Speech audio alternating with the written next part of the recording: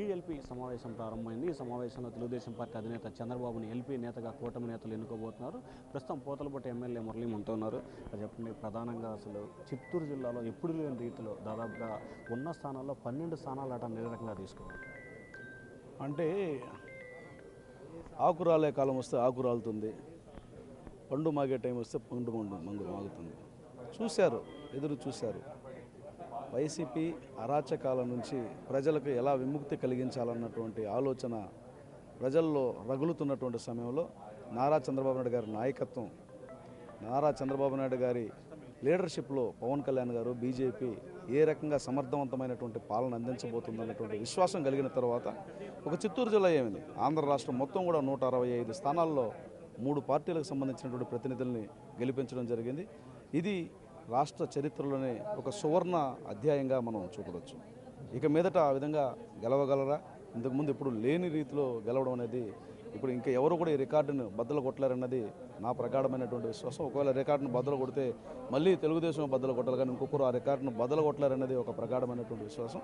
ఇవన్నీ కూడా ప్రజలు ఇచ్చినటువంటి తీర్పు. దీనికి ప్రధానమైనటువంటి కారణం, నేను అప్పుడప్పుడు జర్నలిస్ట్గా ఉన్నప్పుడు ఒక 2-3 కేసులు చూశాను. కోర్టులో ఒక పిటిషన్ వేశారు కొంతమంది, ఎందుకంటే కారుణ్యం మరణం ఇవ్వండి అని.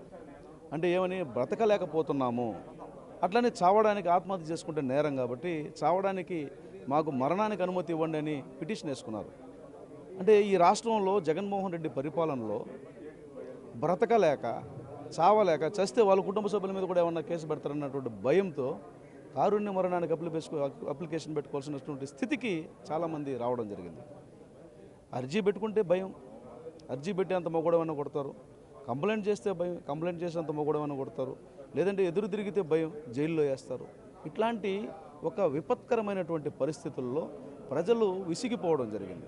అదే సమయంలో గతంలో నారా చంద్రబాబు నాయుడు గారు చేసినటువంటి సంక్షేమం, అభివృద్ధి విషయంలో ఒక క్లారిటీ ఉంది. ఇవన్నీ కలగలిపి ఈరోజు అత్యధికమైనటువంటి అద్భుతమైనటువంటి మెజారిటీని తెలుగు ప్రజలకు అందించడం జరిగింది.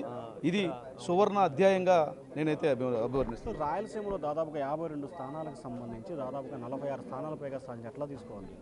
అదే రాయలసీమ అయినా, ఆంధ్ర అయినా, ఉత్తరాంధ్ర అయినా, కోస్తాంధ్ర అయినా, ఎవరైనా కూడా నారా చంద్రబాబు నాయుడు గారి నాయకత్వం మీద అపారమైనటువంటి నమ్మకం, నారా చంద్రబాబు నాయుడు గారి నాయకత్వం మీద విశ్వాసం, ఆయన్ని పరిపూర్ణంగా విశ్వసిస్తున్నారన్న దానికి ఇది ఒక నిదర్శనం. అదే సమయంలో జగన్మోహన్ రెడ్డి అరాచక పాలన పైన విసిగిపోయినటువంటి సమయం కలగలిపి ఈరోజు ఈ విజయాన్ని రాయలసీమే కాదు, ఉత్తరాంధ్రలో కూడా అద్భుతమైనటువంటి మెజారిటీ రావడం జరిగింది.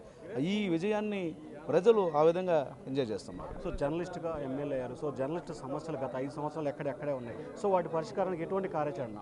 ఖచ్చితంగా నారా చంద్రబాబు నాయుడు గారు ముఖ్యమంత్రిగా ఉన్నప్పుడే అనేక సంక్షేమ కార్యక్రమాలు జర్నలిస్టులకు చేయడం జరిగింది. నేను జర్నలిస్టు యూనియన్ నాయకుడిగా చాలా కాలంగా పనిచేశాను. నేను ఒక విషయాన్ని చాలా స్పష్టంగా చెప్పగలుగుతున్నాను. ఉమ్మడి ఆంధ్ర రాష్ట్రంలో కానీ, నవ్యాంధ్ర రాష్ట్రంలో కానీ జర్నలిస్టులకి ఎవరైనా మంచి చేశారంటే అది నారా చంద్రబాబు నాయుడు గారే. మళ్ళీ మంచి చేసే కార్యక్రమం ఉంటుంది, అందులో ఆవగింజంతైనా నా పాత్ర కూడా ఉంటుంది. సో ఇది మొత్తం మీద చూసుకుంటే రాయలసీమ కాదు, ఉత్తరాంధ్ర ఏ ప్రాంతమైనా సరే టీడీపీ క్లీన్ స్వీప్ అయింది. రానున్న రోజుల్లో ఎంతకంటే ఘన విజయం సాధిస్తామని చెప్పి పోతలపట్టు ఎమ్మెల్యే మురళీ అంటున్నారు. Vote studio.